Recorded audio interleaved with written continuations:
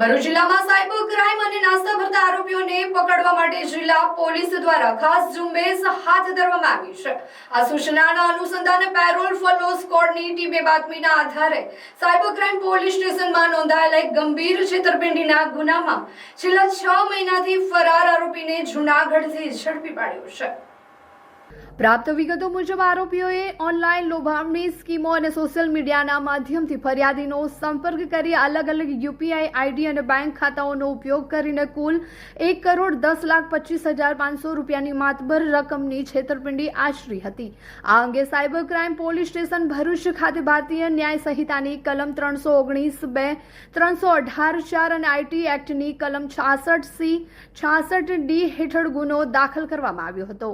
તપાસ દરમિયાન technical surveillance અને હ્યુમન સોર્સના આધારે જાણવા મળ્યું હતું કે આ ગુનાનો વોન્ટેડ આરોપી કુલદીપ ઉર્ફે કૌશલ જયંતિભાઈ કાનપરા રહેઠાણ જૂનાગઢ પોતાના વતન જૂનાગઢમાં છુપાયેલો છે।